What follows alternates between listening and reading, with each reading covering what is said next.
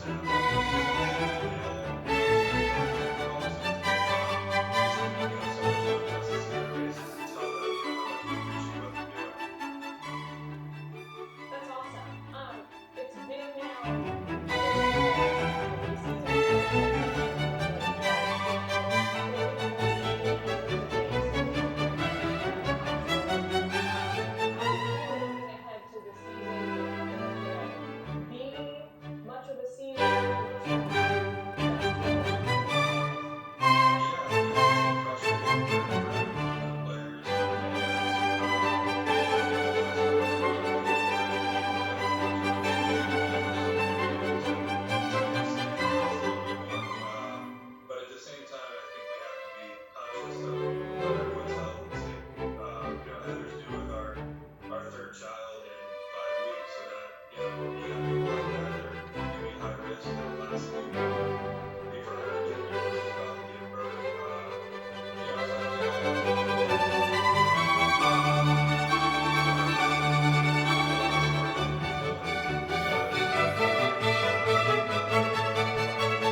everyone involved, the players, the fans, everyone involved, and it could be a little while before that happens. But I think I'm optimistic we will play this year. I don't know if there will be fans in the stands, but there's nothing more than myself and the rest of the players love to do than get back out on the field.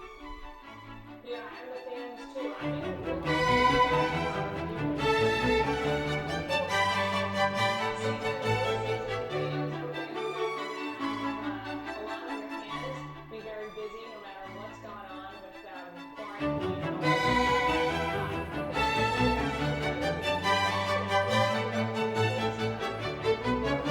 And so it's videos as well at the website that are being put on that people want to learn about getting more involved in pro sports. Yeah, promotionvideos.org is where you can go to donate directly. You can also check us out on Instagram and Twitter at Pros for Heroes. Awesome. Ryan and Heather Zimmerman, thanks to you guys so much. We'll talk to you soon. Thanks so much. Thanks for having us. Have a good day. Great story. All right, coming up, your whole TV crew could shed new light on sexual assault allegations against the vice president. Former vice president, now presidential candidate. We're going to take a closer look after the break.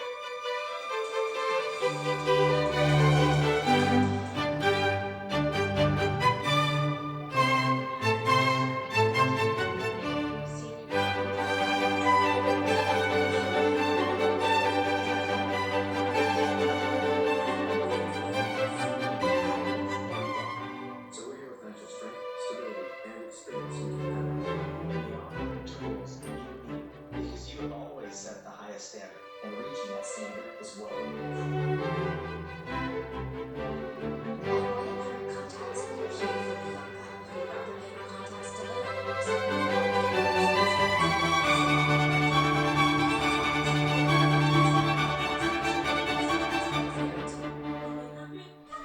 Hi, I'm Tom at K11 Stock Company. And I'm beyond excited to announce that 11 Pink Stocks will be available this afternoon.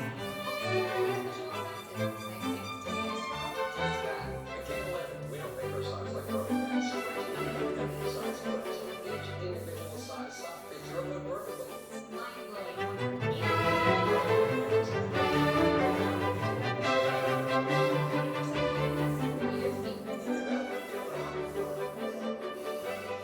Just feet. That's right.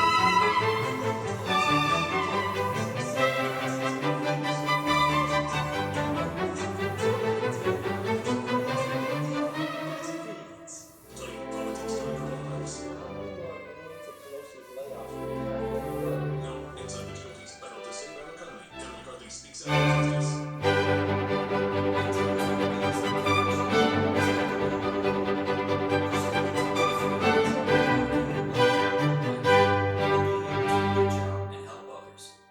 Spectrum is helping in whatever ways we can, with public Wi-Fi that's open to all, internet access for kids who need it, and a network built to handle anything, even a time like this.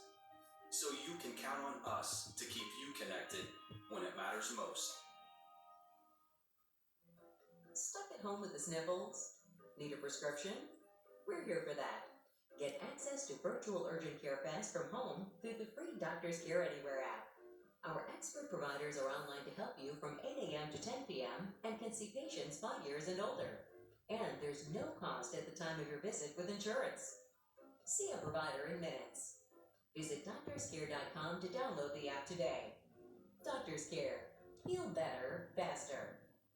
PCmatic is a whitelist next-generation antivirus designed to stop modern threats like ransomware. In independent testing by A/B Test, PCmatic took first place with a perfect score in virus detections and first place in performance. Only PCmatic has American research, development, and support.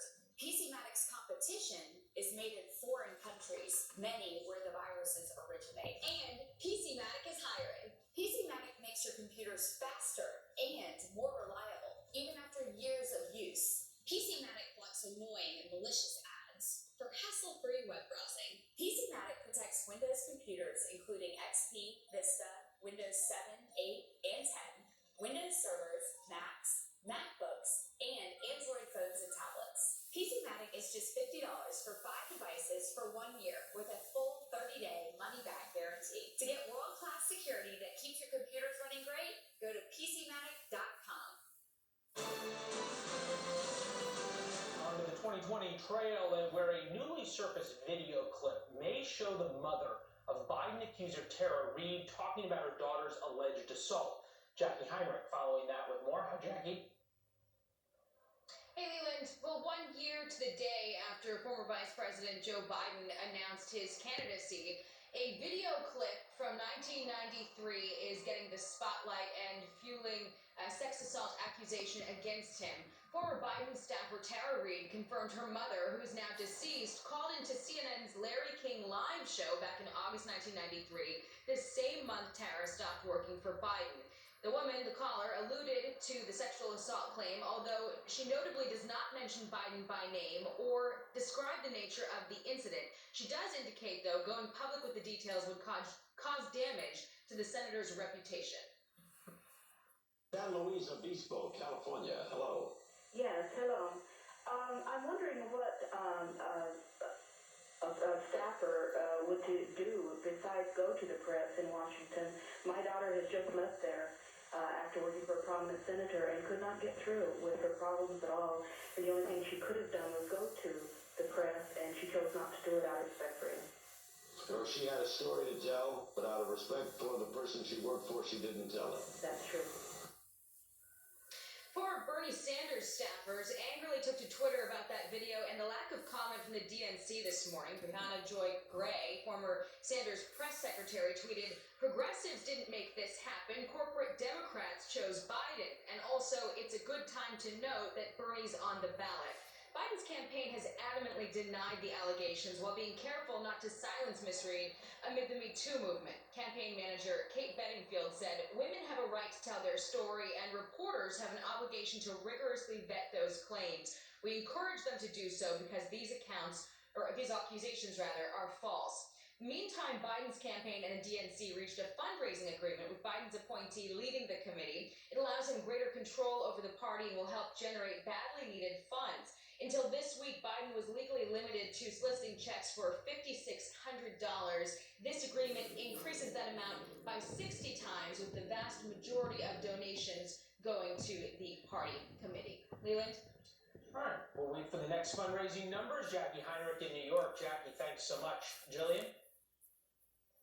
Well, several states now starting to ease up on restrictions for people and businesses. They're hoping, of course, to jumpstart their economies. Alaska's Governor Mike Dunleavy is going to join us next to talk about the moves he's making in his state. Coming up after the break.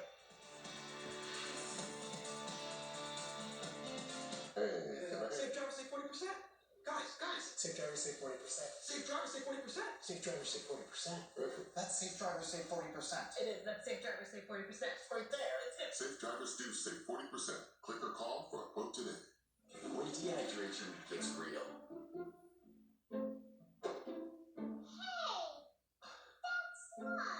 About your point. Advanced hydration isn't just for kids. Pedialyte helps you hydrate during recovery. It's hard to see when you're outside at night, but it's such a pain to install a light. Hi, I'm Hunter Ellis, and this is Atomic Beam Sunblast, the new solar-powered light that's super bright. Atomic Beam Sunblast lets you add a light anywhere. No wires, no pliers. Just stick it up. The industrial adhesive mounts to almost any surface instantly. And the atomic solar panels charge the built-in lithium-ion battery quickly, even on a cloudy day. That means no electricity bill and no batteries to replace. Then the motion sensor turns on the light when you get near and automatically turns off the light when you disappear. This state-of-the-art sensor can detect movement from up to 25 feet away. So it's a great security light too. Look, here's a best-selling outdoor solar light. And here's the super bright Atomic Beam Sunblast. Just look at the difference. And our unique wide-angle design covers much more ground, lighting the sides as well as in front. Stick it up on the garage and it turns on when you pull in, then turns off when you're gone. The heavy-duty construction is weatherproof, so it shines bright all year round. And the super bright LED flat panels can last a lifetime without burning out. Get the super bright Atomic Beam Sunblast today for only $19.99. But wait, call right now and you can get a second Atomic Beam Sunblast plus our best-selling Atomic Beam flashlight. The super bright tactical flashlight that lights up an entire room and can take a beating. Just pay a separate fee. That's 2 Atomic Beam Sunblasts and the Atomic Beam flashlight. So light up the night with Atomic Beam Sunblast. Call now. Call 1-800-495-1659. That's 1-800-495-1659. Or visit mysunblast.com. So call 1-800-495-1659. Order now.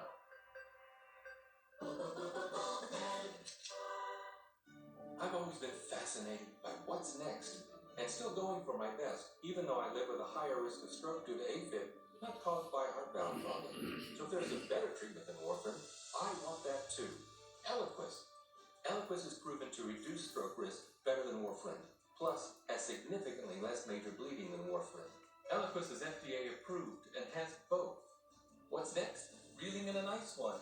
Don't stop taking Eliquis unless your doctor tells you to, as stopping increases your risk of having a stroke. Eliquis can cause serious and in rare cases fatal bleeding. Don't take Eliquis if you have an artificial heart valve or abnormal bleeding. While taking Eliquis, you may bruise more easily, and it may take longer than usual for any bleeding to stop. Seek immediate medical care for sudden signs of bleeding, like unusual bruising. Eliquis may increase your bleeding risk if you take certain medicines. Tell your doctor about all planned medical or dental procedures. Eliquis, the #1 cardiologist prescribed blood thinner. Ask your doctor if Eliquis is what's next for you.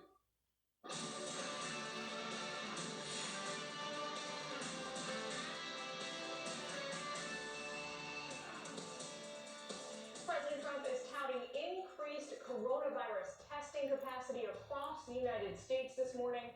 Confirmed cases, though, in the nation continue to climb. They now top 900,000. I'm Jillian Turner. Welcome to America's News Headquarters. I am joining you live from a mobile Fox News studio in Washington this morning. It's great to be with all of you at home. Leland, it's great to be with you as well. Good to be with you as we plow on in this brave new world. I'm Leland Vitter. The White House press secretary says there will be no changes to the coronavirus briefings despite controversy this week over some of the president's remarks. And that is where we begin. Mark Meredith on the North Lawn of the White House. And so we understand, Mark, there is a pandemic task force meeting, but not a briefing scheduled today. As of right now, that is the case. Those task force meetings that happen in the Situation Room, they usually happen every day, but the press, of course, does not go into the Situation Room, and then we usually see the briefings. But we'll start there. As you mentioned, right now, there is no briefing on the president's schedule after that controversy that happened in the last few days. The president did show up in the briefing room last night, but only for about 20 minutes or so, didn't take any questions. The president faced widespread criticism Thursday and Friday, though, when he suggested injecting some chemicals could help treat the virus. On Friday, the president insisted he was just being sarcastic, and we heard this morning from the newly installed press secretary, Kayleigh McEnany. She addressed the controversy. That's not a mixed message at all. Taking a sarcastic comment and running with negative headlines is the definition of taking something out of context. So I believe those answers are very much in sync. Now, the president may not be briefing, but he sure is tweeting. One of the tweets today is that he spoke to the Prime Minister of Ethiopia. He says his country needs ventilators, and the U.S. is in a good position to help him, and we will. The White House also appears to be focusing heavily on the economic impact of all of this. On Friday, the president signed into law the bill that was passed this week to replenish the Paycheck Protection Program. That's that program that allows small businesses to keep people on their payroll. $310 billion going to that, as well as the Small Business Administration. $60 billion for emergency loans, hospitals getting $75 billion, and $25 billion for testing. But after the first Paycheck Protection Program ran out of money, really within days, some are wondering if we could see a repeat of that again this time around. One of the president's economic advisors insists lawmakers can refund the program if needed.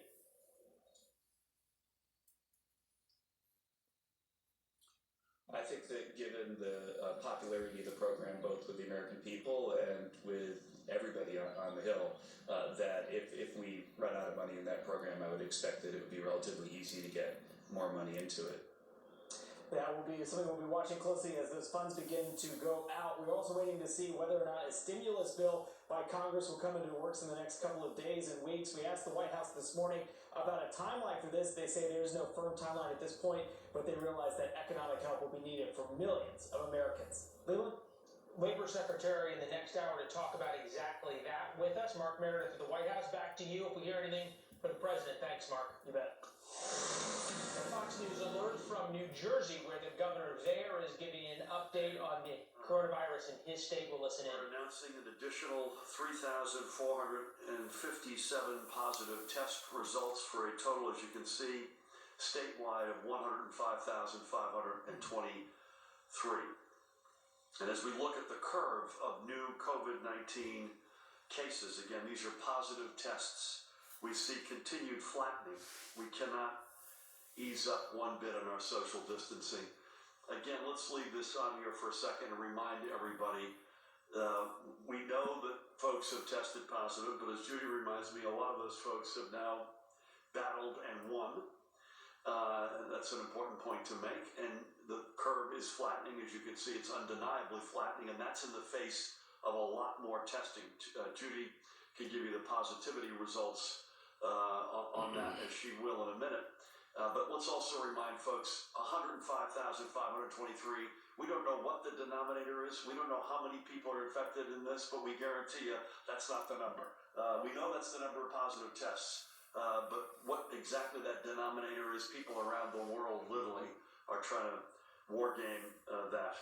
We need to see more progress and more slowing before we can begin implementing any effort to get ourselves on the road to the new normal that awaits our state on the other side of this pandemic.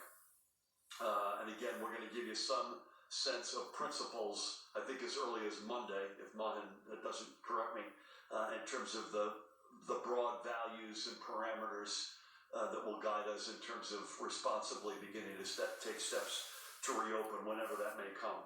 In our healthcare system, as of last night's reporting, there were 6,722 residents hospitalized for COVID-19. This means, Judy, we have had consecutive decreases since Thursday, and let's hope it stays that way. Unlike the 105,523, where we know those are positive test results, but we don't know whether or not, in fact, we know they're not, it's not the denominator or the total number of people infected. We know to the person that that's the amount of people that are hospitalized as of last night in this stage. Our field medical stations reported 99 patients. There were 1,971 patients in either critical or intensive care, and we see that number on that chart in front of you has stayed pretty steady, Judy, over the past week. Hard to say otherwise. And notably, ventilator use continues to trend downward slightly to 1,442 currently in use. There were 561 new hospitalizations yesterday, and while we continue to see one-day increases and decreases, that set of bars and that curve, as you can see, is a little bit more choppy. The overall trend line continues to keep moving in the right direction. And for the 24 hours